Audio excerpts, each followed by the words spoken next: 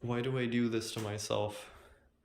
I drank two of these. This one isn't even finished. This monster isn't even finished. I mean, it's mostly finished. Like, for the most part, it's finished. I drank two of them, and now I feel the, heart racing. It's like a train track. It sounds like a train track if you could feel the sound in your chest. It's like the reverberating that you get on a train track.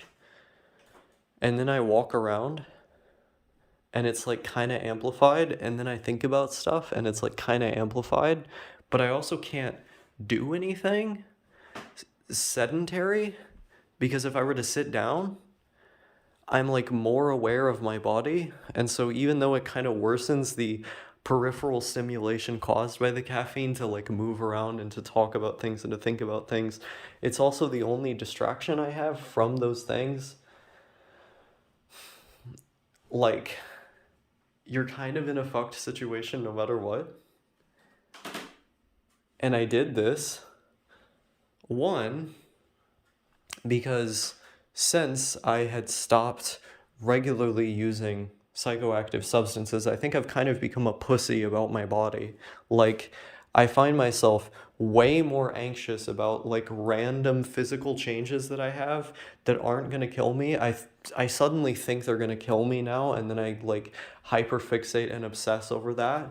And so I see it as the only way I can get rid of this thing is if I get into situations that aren't going to kill me, that I think are going to kill me because they cause changes in like my felt reality, my physical body. Um, and so far it's been working with caffeine, like taking copious amounts of caffeine only for nothing bad to happen. And I've kind of worked my way up with like physically straining myself with exercise or other things, getting myself into scary scenarios, doing stuff that is a bit more physically intensive. And I'm training that part of my brain that would go, oh, you're gonna have a panic attack now, to like shut it up. But it's also like an arduous process, and it kind of sucks. But the point is that you don't feel that way forever. It's it's a testament of one's own tenacity, or it's a testament to one's own tenacity. You're growing that, um, and I feel like I used to be more resilient than I am now, and I need to be resilient again. And so I have been intentionally placing myself in novel yet negative situations, physically and emotionally, in order to teach myself how temporary those things are. That's always the important reminder. Like, when you get so drunk that you're on the floor, throwing up, that you feel terrible. Um, the thing that pulls you through, that pushes you out of it, to the end, is, well, it's not going to always be like this. I feel like that's an important reminder, just for life.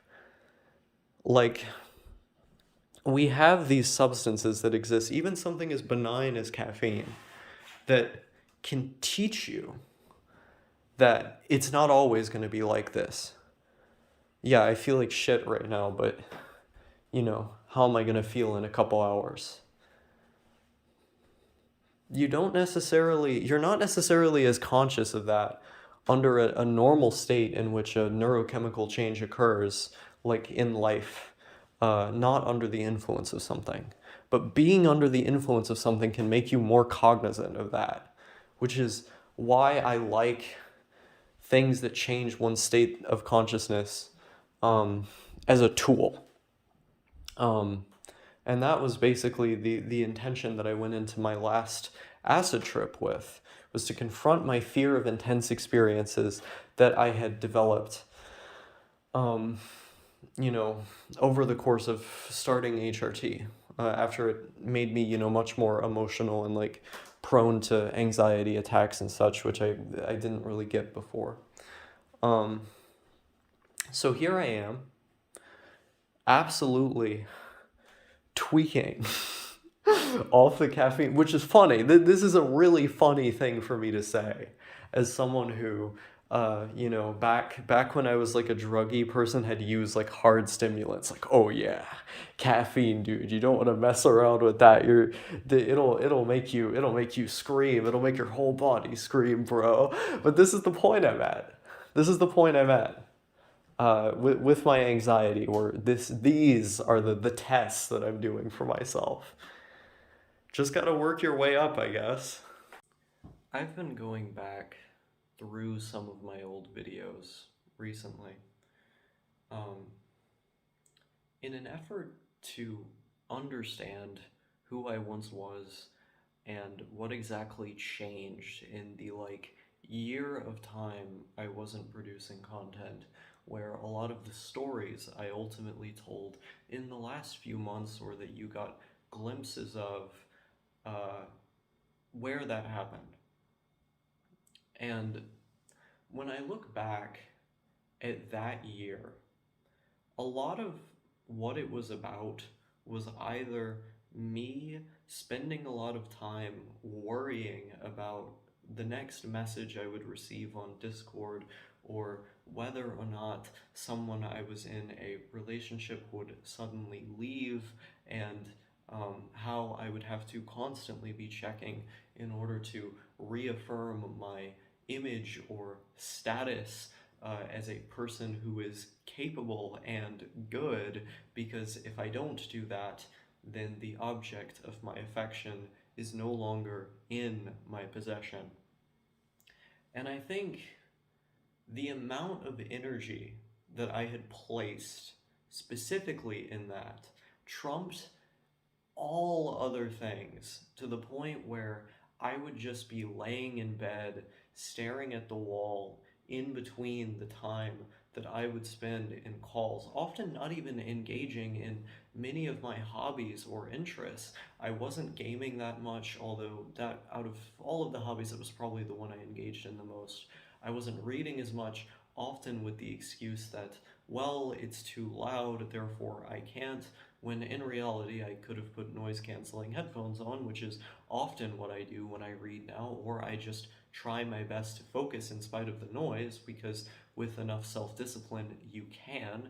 Um, or I do some other amalgamation of things in efforts to meet that end. Um, there was often a dismissal of my own ability to make the best out of any given situation, a lack of responsibility on my part for my situation. And I think that was due in part to the fact that all of my energy was placed in this one area, um, where um, if the moment that like I kind of moved away from it, I would find myself, getting the urge to check again. Did I get a message? Did something happen? Are they leaving? Um, I couldn't properly engage in things that I really liked. I watched some movies. I had written a lot of poems in this time, but I didn't really make videos. I didn't really write anything longer form. I wasn't I wasn't looking at a lot of studies or anything. I mean, for part of the time I was, um, or seriously educating myself as much as I used to.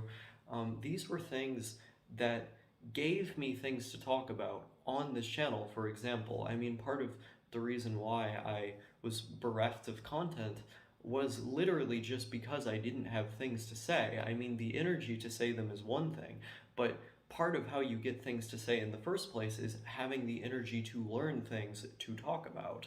Like, if I were to make a point about, say, neuroscience or history, well, I have to have the knowledge to do that. I have to be actively studying.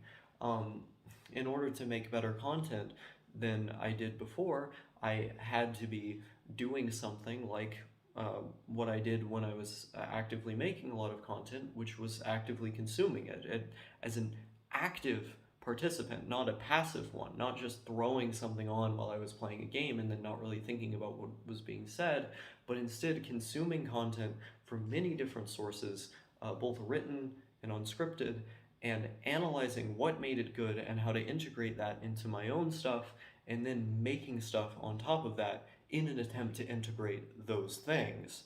I wasn't doing that. Um, and I think when I look back at who I used to be, um, and the sort of fulfillment that I felt, um, you know, in spite of the problems that I had, I think the reason that fulfillment was there was because I was doing things. Um, the reason I was doing things was because I had things to say. I had like an active mind that was working on things, that was engaging in things, not just thinking, when are they going to leave? When are they going to leave? When are they going to leave?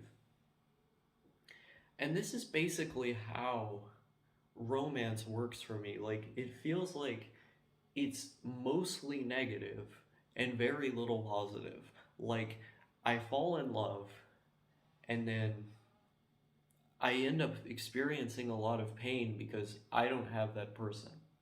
And then it's like the pain of not having the person and desiring them, and then feeling pain because I don't have them.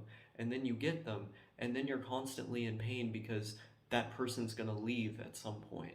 And then the person leaves, and then you're constantly in pain. Like sometimes for me, for multiple years, like agonizing every day over that one person. Um, like to the point where any positive memories I associate them with them come back like as intrusive thoughts randomly throughout my day, and then they end up feeling bad because those were good times I had with the person that, you know, are now tainted by the fact that they're not there anymore, and so I can't enjoy them.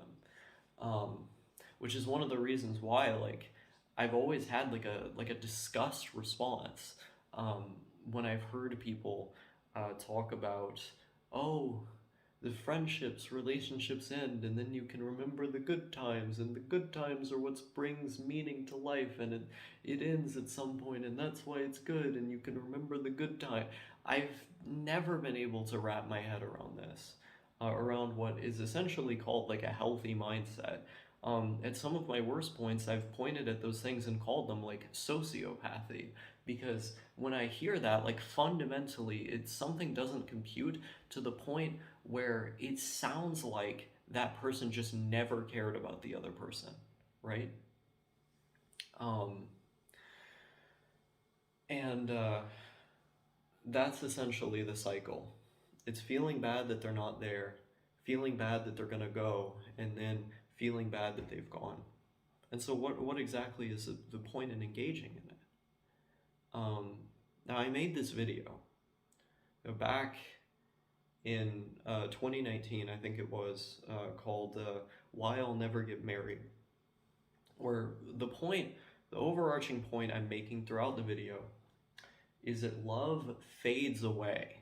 And my whole life I've desired something um, in which I can feel like we're essentially growing in the same direction, where I'm with a person that I'm compatible with in enough fundamental ways to where while we we grow and change in a way that is still compatible with one another, to where we can continue doing that for the rest of our lives. Um, I've desired something where two people meet when they're young and then they end up in the rocking chair together. And you're secure in that idea. You don't have to worry about them leaving. And I feel like for as long as I can remember, this has been the persistent ideal in my head. Um, and I don't feel like, especially in the modern culture as it exists, that's necessarily attainable.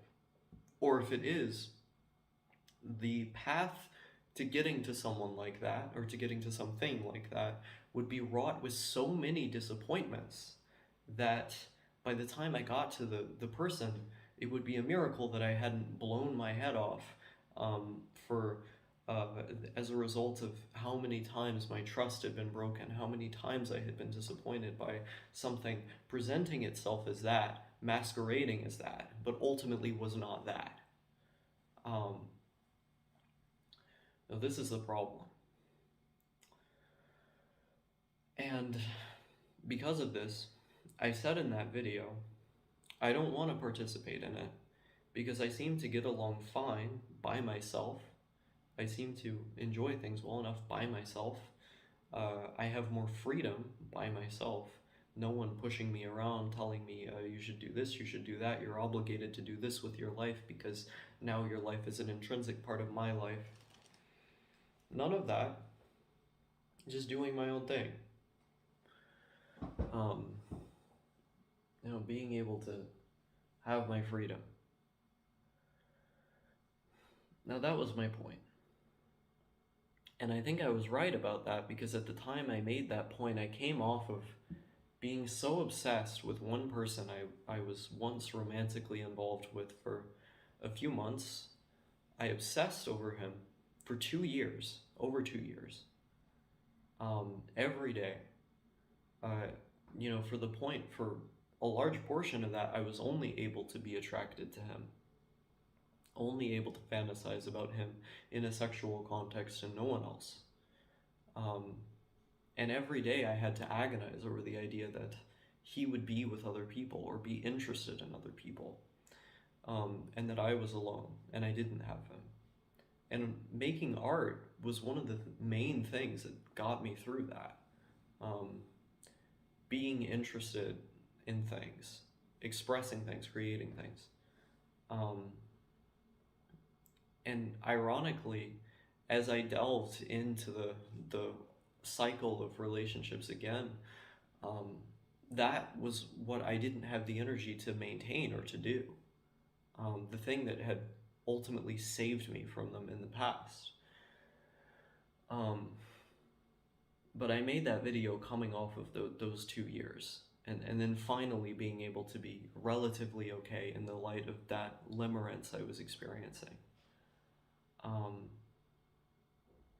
And in the end, I feel like I heard someone. And in the end, I ended up trying again. As a result of some advice I had received from a schizophrenic friend that I had who used to send me studies about neuroscience and psychology and stuff. We used to talk about those topics, drugs as well. And he was, an interesting guy. He challenged me a lot, especially on issues related to my approach to life and my personal philosophy. And while I got mad at certain points, especially to the veracity of some of his statements, that short-term discomfort ultimately aided in the process of me growing, I think, or had a beneficial effect. I appreciated him for that. At this time, I had a mindset of like radical humility. Like, I should try absolutely every suggestion I'm given because I want to be happy. Maybe there's validity to these claims, maybe they're right. And I ended up throwing my hat into the relationship ring again because he was like, you should try these things out. A real relationship. Maybe you were wrong. Maybe this will make you happy. You're depressed, so you should try things. And I thought, well, maybe I'm wrong. Maybe relationships aren't so bad. And I try them, and then the same thing happens again, but worse in some ways.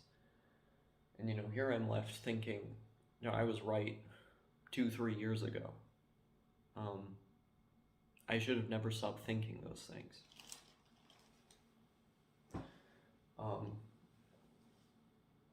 So here I am. Cut. Do people even like this? I don't even know what people like. Like, this is the other thing, is that I don't know if my interests have changed or if they've shifted, but I watched my last couple videos and I couldn't, finish them. I couldn't keep watching them because I'm not as invested in the format as I used to be. I feel like I'm about to have a heart attack or something. I should not have drank in 2 monsters. So one of the most destabilizing forces in my work, I think, has been this sense that as I'm making or recording a thing, it's bad, like I feel it's bad. And that tends to not just like lessen my motivation to produce a thing, it lessens the quality of the thing I'm producing.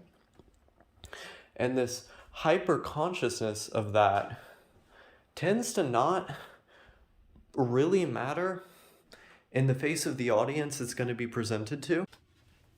I have been saying the words "I can't" way, way too often in my videos. Because the things that I notice about my content, and then I look at and then say, my content has dwindled, it's worse. Most people don't notice those things. They watch it because they want to put a video on in the background. They're not looking for some really transformative or revolutionary points that I feel like I've been able to make in individual cases, at least in terms of like their emotional resonance or how they were conveyed, that I believe only I would have been capable of doing that.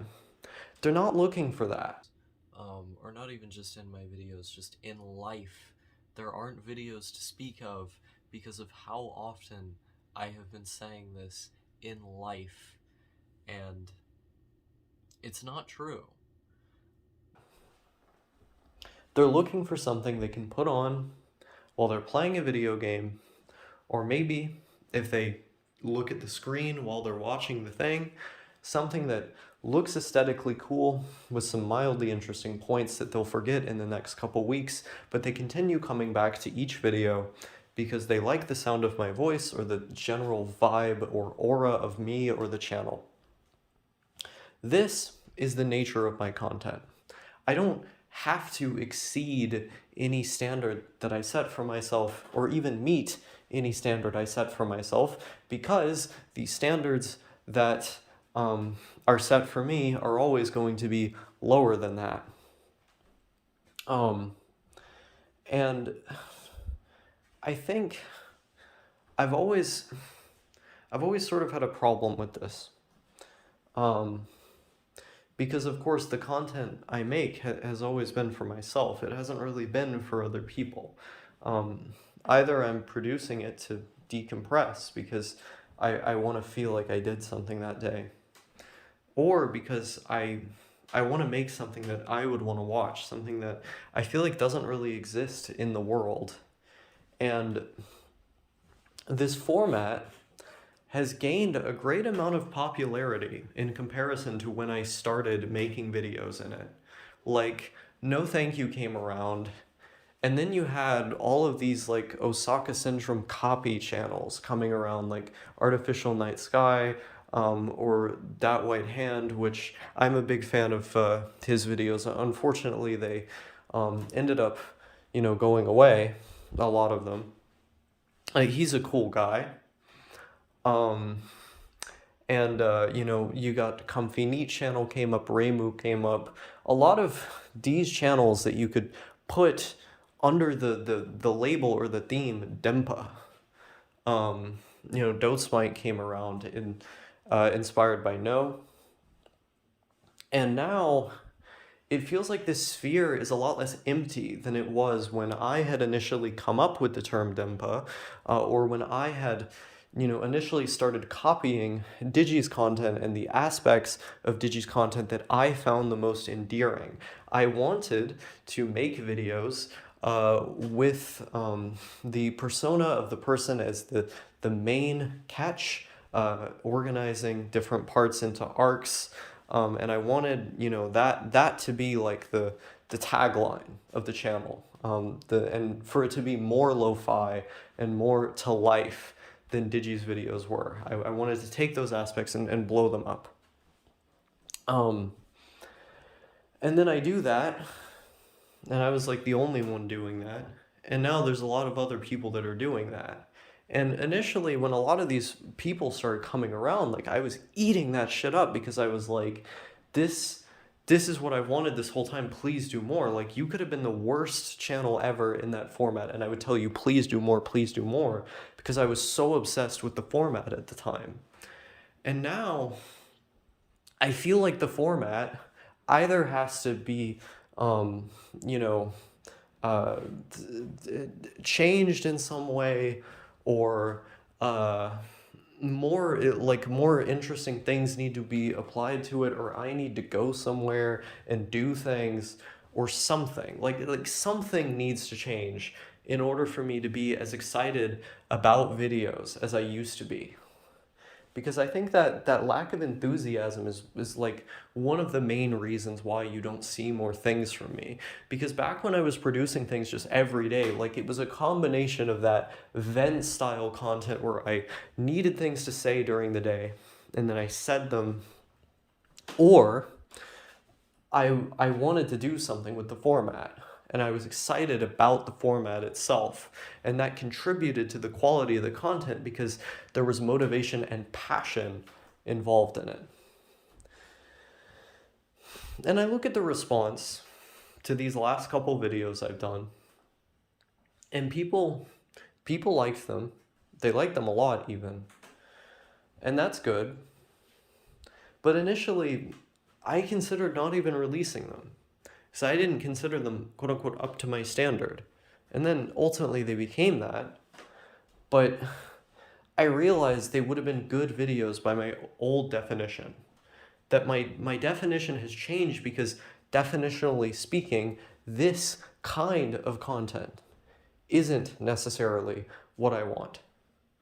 And then at that point, it's like, well, how can I make this exciting for myself again? And I think the answer to that is more places, more edits, and more energy put towards this space, because all of my energy has been elsewhere. It's been indulging in this perpetual cycle of pain and loss, and orienting my brain around the next time the Discord sound will come up, so much so that I literally start hallucinating it in my free time, running to the computer to look, and nothing is there. Oh, they didn't abandon me yet. The first time I fell in love with somebody, I wanted to kill myself. I remember the first crush I ever had as a child. It made me literally say, I want to die now. Because I was thinking about that person all the time. They encompassed my being. And this is generally how my personality works. When I got really into making videos, I called that my purpose in life. This encompasses my being. And now this is what I'm going to think about all the time. And it was what I thought about all the time. Every decision I made was oriented around more content. All the content I consumed was consumed under the mindset that it would contribute in some way to my art. And every day, from the moment I woke up to the moment I slept, I was thinking about content. Then I fall in love, and every day, from the moment I wake up to the moment I sleep, I was thinking about love.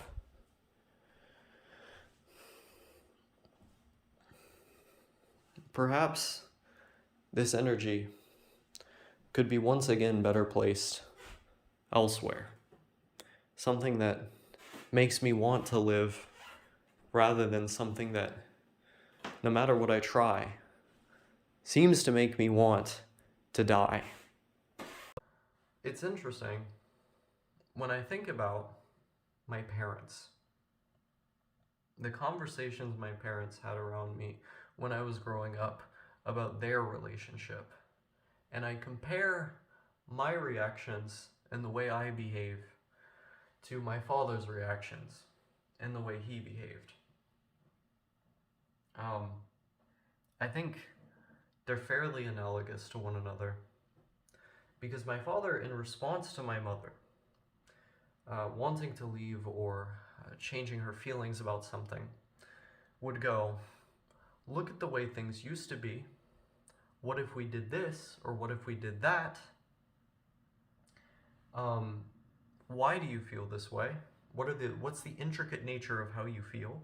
And how can we sort of maneuver around that? What can I change about myself?